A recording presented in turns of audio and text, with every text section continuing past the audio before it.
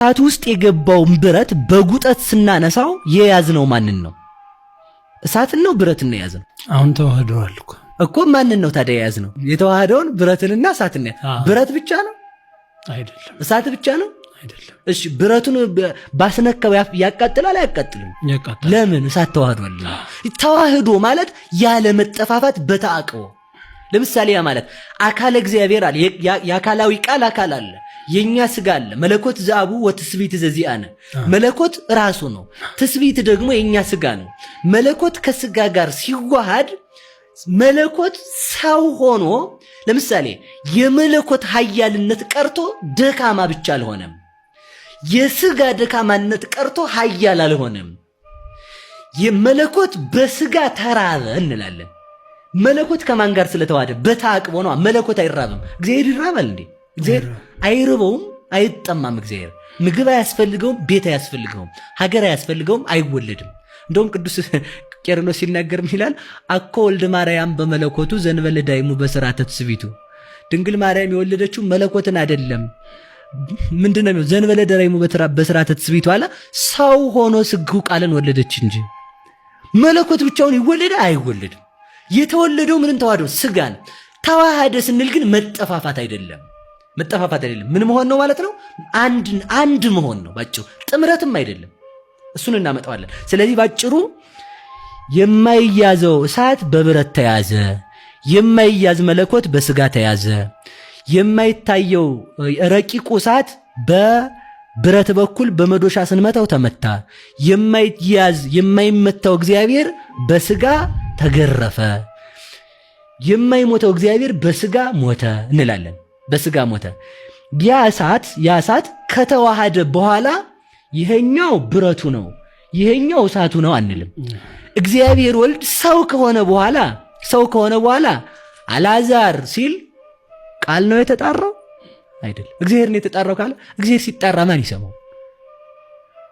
ሰው ነው ካለኝ ሰው አልዓዛር ሲለው አቤት ብሎ አልዓዛር ይወጣል? ፈልጋ አይሁድ ሲያለቅሱ አይደል እንዴ እነ ማርታ ኧረ ወንድሜ እያለ አልዓዛር ሳትል አትቀርም። እኔ ባልኖርም ብዬ ነው ባልኖርም ወንድም አለም ስትል ነው ያለችው ማርታ ማለት ነው። ስለዚህ አልዓዛር የሚለው ጥሪ ከሆነ ያስነሳው ለምን ይወቶቹ አላስነሳው? ስለዚህ ማን ነው ሲባል ተመልከቱ። እንግዲህ መጠፋፋት ሳይሆን በተዋህዶ በተአቅቦ ሰው ወደ አምላክነት ሳይለወጥ አምላክነትም በሰውነት ሳይለወጥ ተዋህዶሰ አይተታ ለምንታዌ ተዋህዶ ሁለትነትን ያጠፋው። ሁለትነትን አጠፋ ስንል ደግሞ ተአቅቦን አጠፋ ማለታችን አይደለም። ሁለትነትን አጠፋ ስንል ለምሳሌ የእሳቱን አካልና የብረቱን አካል ሳያጠፋ ሁለቱን አንድ አደረጋቸው። ስለዚህ ተዋህዶ ማለት ከሁለት አካል አንድ አካል፣ ከሁለት ባህሪ አንድ ባህሪ በተአቅቦ ሰው መሆን ነው። ተዋህዶ የምንለው እሱን ነው። ስለዚህ ተዋህዶ ሁለትነትን ያስወገደበት የቤተ ክርስቲያናችን ትምህርት ነው። ለምሳሌ አንድ ነገርም እናወራ። ለምሳሌ ስንት ሰው ነኝ እኔ? አንድ ሰው። ምንና ምንድን ነኝ? ስጋና ነፍስ። ስለዚህ ስጋ መጣ ነፍስ መጣ ነው የሚባለው። እሺ ነፍስ ስጋ ለምሳሌ በዚያው ላይ ማለት ነው። ነፍስ ስንት ክንድ ከስንዝር ነው ቁመቷ? አይታወቅም። ምንና ለምሳሌ እንደው ባጭሩ እንደው አንድ ነገር ብቻ ልናገረው። ለምሳሌ ሐሳብ አለ እና የሐሳብ ቁመቱ ስንት ክንድ ነው? አይታወቅም። ስለዚህ የማይታወቀው ፈለግነው ቦታ ደርሶ የሚመጣው ይህን ያህል ቁመት አለው የማይባል ሐሳብ በየት ነው ያለው? በዚህች በሶስት ክንድ ከስንዝር ቁመት ውስጥ አለ ማለት ነው። ስለዚህ ይህን ያህል ቁመት አለው፣ ይህን ያህል አካሉ ለእግዚአብሔር ይህን ያህል ቁመት አለው። አልቦቱ ለመለኮት የማን ወጸጋም፣ ለመለኮት ቀኝ ግራ ላይ ታች ጠፈር መሰረት፣ ከላይ ጠፈር ከታች መሰረት የሌለው በሁሉ የመላው ይህን ያህል ቁመቱ የማይባለው ያ መለኮት ከስጋ ጋር ተዋሃደ። እንዴት አናውቅ? ቁመቱ የማይታወቅ እስከፈለገው ያህል የሚሄድ ሐሳባችን በየት አለ ነው? በዚህ አለ ነው። ተዋህዶ ግን ሲዋሃድ ግን ስጋን አጥፍቷል? አላጠፋም። ለምሳሌ ነፍስና ስጋ ተዋህዶ አላል? እሺ እንደዚያ ከሆነ ነፍስና ስጋ ከተዋሃዱ ሰው ሲበላ የሚበላው በምንድን ነው?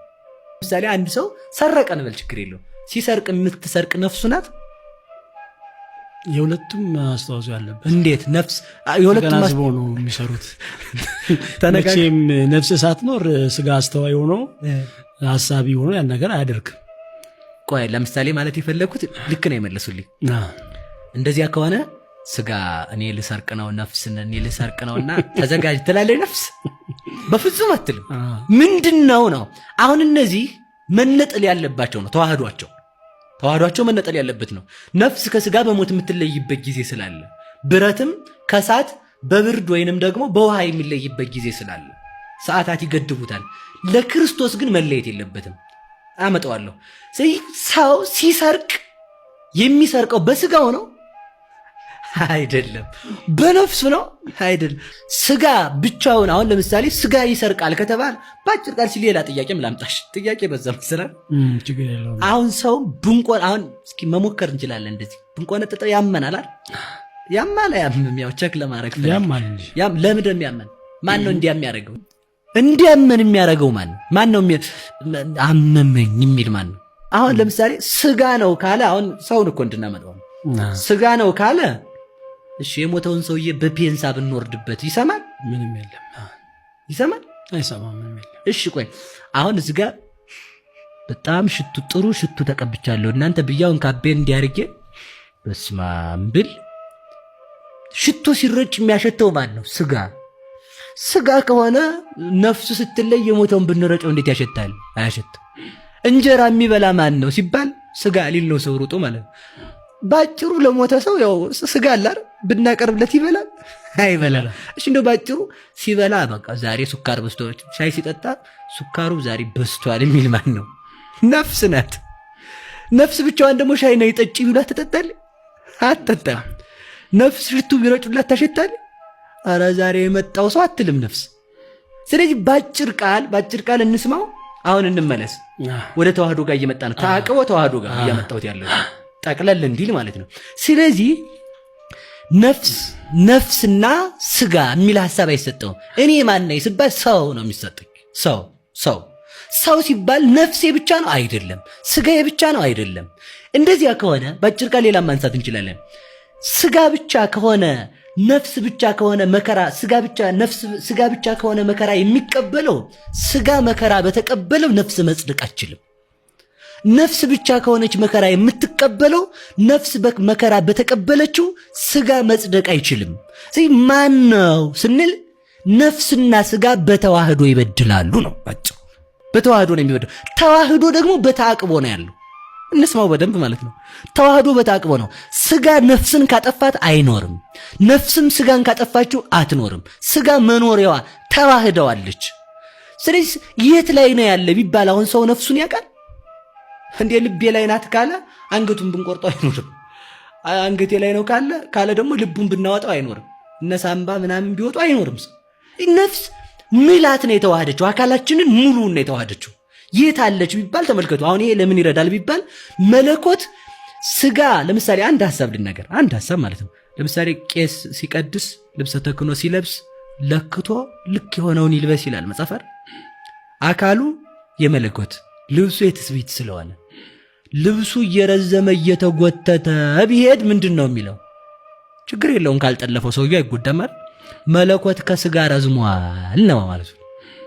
ደግሞ ማነው አካሉ ረዝሞ ልብሰ ተክህኖ ቢያጥር ደግሞ መለኮት ረጅም ሆኖ መለኮት ከስጋ ጋር በሙሉ አልተዋሃደም ማለት ነው። ስለዚህ ሙሉ መለኮት ከውስን ስጋ ነው የተዋሃደው። ስጋ ረዝሞ ልብሰ ተክህኖ የስጋ አካሉ የመለኮት ምሳሌ ነው። ልብሰ ተክህኖ ቢያጥር አካሉ ቢረዝም ስጋ አጥሮት ለመለኮት በምላት አልተዋሃደውም። ምን ማለት ነው የፈለኩት? አሁን ነፍስ እስከዚህ ድረስ ብቻ አይደለም ያለች፣ የቋንቋ አጠቃቀሙ ላይ ነው። እንደዚያ ማለት ነው። ስለዚህ አካሉ ደግሞ አጥሮ ልብሰ ተክህኖ ቢረዝም ደግሞ ምንድን ነው? ስጋ ከመለኮት በልጦ አካሉ ረዝሞ በትክክል አልተዋሃዱም እንዳለ እንደ ካደ ነው የሚቆጠርበት። ስለዚህ አንድ መልእክት ማስተላለፍ የምፈልገው በቅድስት ቤተክርስቲያን የሚፈጸሙ የቤተክርስቲያን ስርዓቶች ሁሉ ሃይማኖት ናቸው፣ አክብረን መተግበር አለብን ነው።